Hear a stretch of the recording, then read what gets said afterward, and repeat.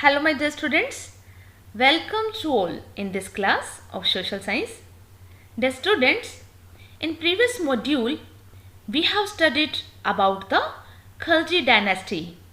Today, in this module, we are going to discuss about Tughlaq dynasty. So let's discuss. Dear students, Ghiyasuddin Tughlaq was the founder of Tughlaq dynasty. He had an ordinary position earlier and then become the governor of frontier province. He was not only a great warrior but also an able administrator. Due to his wisdom, he consolidated the divided sultanate and maintained peace and order in the whole country. You know बेटा, Ghiyasuddin Tughlaq Tughlaq dynasty के founder थे, संस्थापक थे. पहले वो एक बहुत साधारण सी पोस्ट पर थे, बट बाद में वो फ्रंटियर प्रोविंस के गवर्नर बन गए, एक सीमांत प्रांत के गवर्नर बन गए.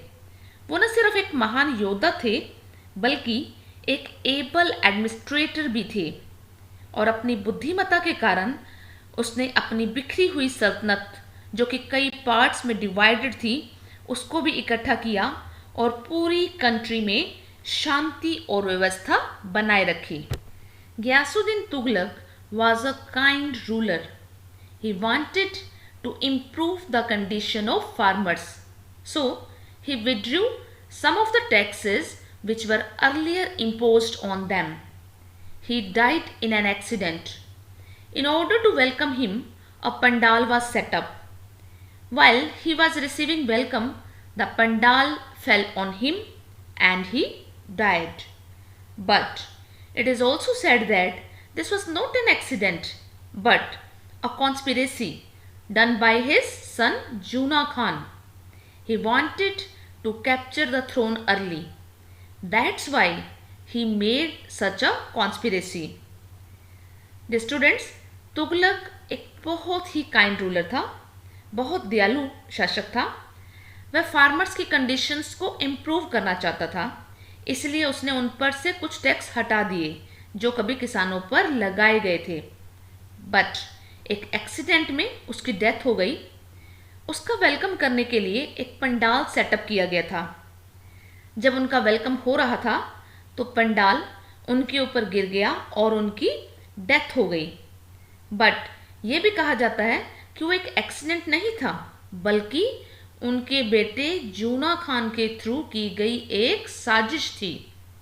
वह सिंहासन को जल्दी ही अपने कब्जे में करना चाहता था, सो उसने ऐसी साजिश रची. Dear students, when Ghiyasuddin Tughlaq died, Juna Khan took the name of Muhammad bin Tughlaq and he became the sultan in 1325 CE.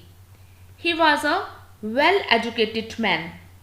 He did not want any interference of ulemas in the matters of state. In order to consolidate the sultanate, he took many steps. So dear students, जब गियासुद्दीन तुगलक की death हुई तो जूना खान ने मोहम्मद बिन तुगलक का नाम धारण कर लिया और वह 1325 CE में दिल्ली का सुल्तान बन गया. मोहम्मद बिन तुगलक एक वेल एजुकेटेड लर्न्ड पर्सन था. वह नहीं चाहता था कि स्टेट्स के मैटर्स में रिलीजियस लीडर्स उलेमस का इंटरफेयर्स हो. सल्तनत को स्ट्रॉन्ग करने के लिए उसने कई स्टेप्स उठाए. So let's discuss what steps taken by Muhammad bin Tughlaq to consolidate the sultanate. Muhammad bin Tughlaq wanted to save himself from the attacks of Mongols and also wanted to have a better control over the Deccan part. So, he transferred his capital from Delhi to Devgiri. At that time, there was lack of transport facilities. So, during transfer, he faced many hardships or problems. बेटा, Mohammad bin Tughlaq Mongols के attack से अपने आप को बचाना चाहता था और डेक्कन पार्ट यानी साउथ पार्ट पर कंप्लीट कंट्रोल करना चाहता था. सो उसने अपनी कैपिटल को दिल्ली से चेंज करके देवगिरी में शिफ्ट कर दिया। मीन्स उसने देवगिरी को कैपिटल बना दिया। उस टाइम ट्रांसपोर्ट फैसिलिटीज़ इतनी अच्छी नहीं थी, सो इस वजह से उन्हें काफ़ी प्रॉब्लम्स फेस करनी पड़ी। Devgiri was 950 kilometre away from Delhi. So on the way to Devgiri, a large number of people died. On other hand, in his absence from the north, gave a chance to attack from Mongols. After 5 years, he decided to come back to Delhi, which caused even more problems to the people. So Delhi again became the capital of Sultanate. बेटा देवगिरी दिल्ली से 950 kilometre दूर थी। सो देवगिरी के रास्ते में काफ़ी ज़्यादा संख्या में लोग मारे गए, क्योंकि अब कैपिटल सिटी देवगिरी थी, इसलिए वहाँ कंट्रोल प्रॉपर नहीं हो पा रहा था। वहीं दूसरी ओर नॉर्थ पार्ट में मोहम्मद बिन तुगलक की एब्सेंस में मंगोल्स को अटैक करने का मौका मिल गया। 5 इयर्स के बाद मोहम्मद बिन तुगलक ने फिर दिल्ली वापस आने का डिसीजन लिया, जिससे लोगों को और भी ज़्यादा परेशानी हुई। सो दिल्ली फिर से सल्तनत की कैपिटल बन गई। Dear students, as we have discussed earlier that Muhammad Tughlaq was an ambitious ruler. He wanted to increase his military power so that he could conquer more territories. By doing this, he wanted to cover the loss that he had suffered in shifting the capital. He imposed heavy taxes in Doab areas. There were widespread famine in this area, so the farmers greatly surprised by the order of heavy taxes. Farmers were unable to pay the heavy land tax and they gave up cultivation. Their land became barren. So, this project also ended in failure. After realizing the mistake, Muhammad Tughlaq not only exempted the tax but also provided help to the farmers for cultivation. You know बेटा, मोहम्मद बिन तुगलक एक ambitious ruler था, बहुत ही महत्वाकांक्षी।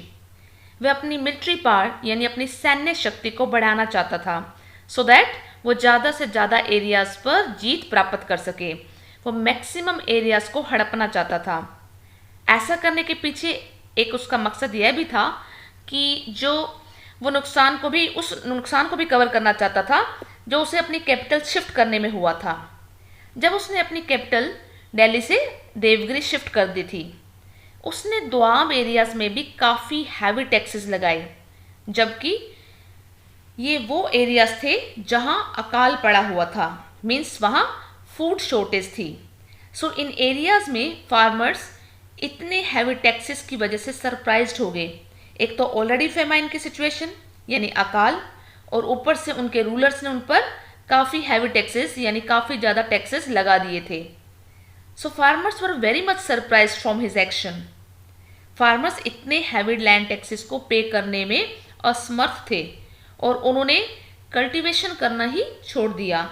उनकी land barren हो गई यानी बंजर हो गई। इसलिए मोहम्मद बिन तुगलक का ये प्रोजेक्ट फेल हो गया। जब मोहम्मद बिन तुगलक को अपनी गलती का एहसास हुआ तो तुगलक ने न सिर्फ टैक्सेस में छूट दी बल्कि फार्मर्स को कल्टीवेशन के लिए हेल्प भी प्रोवाइड की। लेट्स डिस्कस द कॉन्सिक्वेंसेस और results of Muhammad bin Tughlaq's projects. Dear students, all the steps taken by him failed and his treasury emptied. Then he thought a new plan of issuing token currency of copper instead of silver coins. Due to the increased circulation of counterfeit coins, counterfeit means duplicate, he had to withdraw his orders. He asked the people to exchange their coins with silver coins. Ultimately, this caused a very heavy loss to the royal treasury. बेटा मोहम्मद बिन तुगलक द्वारा उठाए गए सभी steps fail हो गए थे और उनका खजाना खाली हो गया। तब उन्होंने सिल्वर कॉइन्स के बजाय कॉपर को टोकन करेंसी को इशू करने की योजना बनाई। नकली सिक्कों के बढ़ते चलन के कारण उन्हें अपने ऑर्डर्स वापस लेने पड़े। उसने लोगों से कहा कि वो अपने क्वाइंस को सिल्वर क्वाइंस में एक्सचेंज करें। अल्टीमेटली क्या हुआ कि रॉयल ट्रेजरी यानी शाही खजाने का बहुत नुकसान हुआ। Dear students, Muhammad Tughlaq was a mixture of opposites. Whatever the project started by him resulted a great loss to him. No doubt he was a great scholar but did not have common sense. He was both harsh and liberal. During his last days, he faced many rebellion in different parts of his sultanate. So बेटा मोहम्मद तुगलक ने जो भी project शुरू किए उसमें उसे बहुत loss हुआ। नो डाउट वो एक ग्रेट स्कॉलर था, यानी एक महान विद्वान था, बट उसे कॉमन सेंस नहीं थी। वह कठोर दिल का भी था और दूसरी ओर उदार दिल का भी था। अपने लास्ट डेज में उसने अपने सल्तनत को डिफरेंट पार्ट्स में कई उसे रिवोल्ट्स फेस करने पड़े। आई मीन टू से कई विद्रोहों का सामना करना पड़ा। डू यू नो बेटा, token currency is one in which the face value of a coin is much higher than its metallic value. For example, in case of 1 rupee silver coin, the value is also nearly equal to 1 rupee. But now, if you compare the value of a rupee, it is much less than a rupee. So it is token money.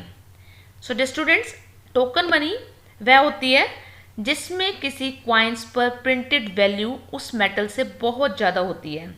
For example 1 रुपये silver coins की बात करें तो उस पर print 1 रुपये के वो इक्विलेंट है।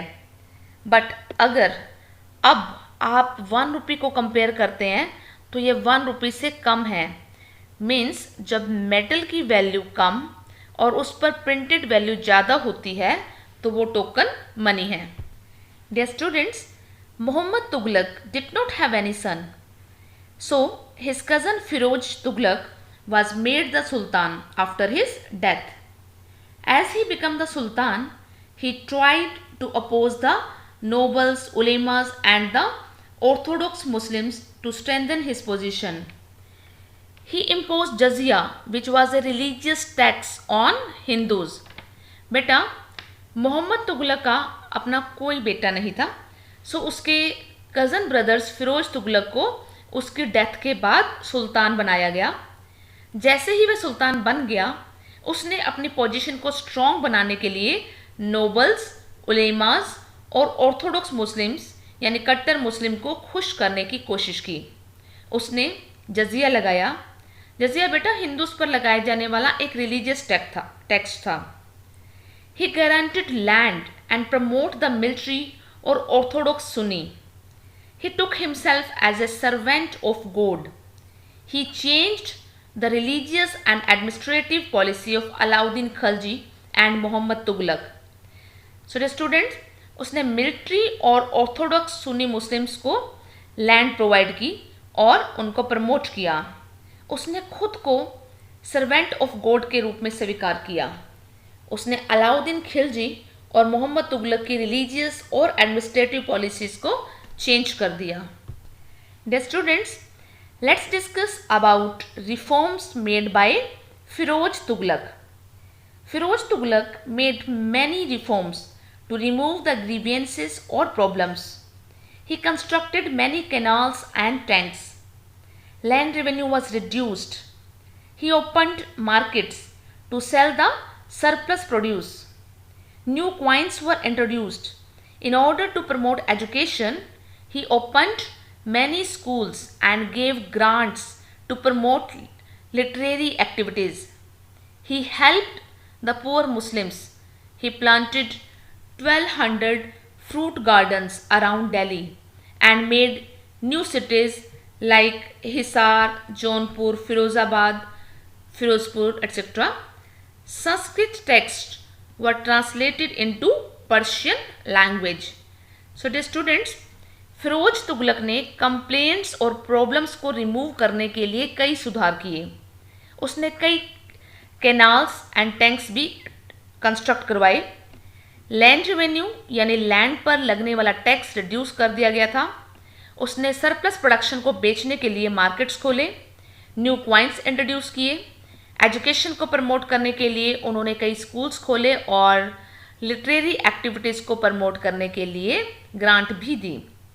उन्होंने पुअर मुस्लिम्स की हेल्प भी की और दिल्ली के चारों ओर 1200 फ्रूट गार्डन्स और हिसार, जौनपुर, फिरोज़ाबाद और फिरोजपुर जैसी न्यू सिटीज़ बनवाई और संस्कृत ग्रंथों का अनुवाद यानी ट्रांसलेशन फारसी लैंग्वेज में की गई। Dear students, Nasiruddin Tughlaq was the last ruler of Tughlaq dynasty. During his time, Temur Lung invaded India and looted a huge amount of wealth. He also took many artisans to decorate his capital, Samarkand. After Timur's invasion, Nasiruddin died and the Sultanate divided into many small kingdoms. Daulat Khan, who was an Amir, was appointed as a ruler of Delhi. So the students, Nasiruddin Tughlaq Tughlaq dynasty का last ruler था और अपने rule में यानी अपने शासनकाल में तैमूर ने इंडिया पर अटैक किया और खूब धन लूटा। उसने अपनी कैपिटल सिटी समरकंद को डेकोरेट करने के लिए आर्टिसंस यानी कारीगरों को बुलाया। तैमूर के अटैक के बाद नसीरुद्दीन की डेथ हो गई और सल्तनत 1412 सीई तक चली। इसके बाद सल्तनत कई स्मॉल किंगडम्स यानी छोटे छोटे राज्यों में डिवाइड हो गई। दौलत खान जो एक अमीर थे उन्हें दिल्ली का रूलर अपॉइंट किया गया था। Dear students, in 1414 CE Sayyid Khizr Khan attacked Delhi. He defeated Daulat Khan and founded the Sayyid dynasty, ruled up to 1451 CE. Behlol Lodi attacked the Sayyid dynasty and defeated Sayyid rulers. So, Behlol Lodi established the foundation of Lodi dynasty in India. So, dear students, today we have discussed about the Tughlaq dynasty. In next module, we will discuss about the Lodi dynasty. Thank you and have a great day. Bye-bye.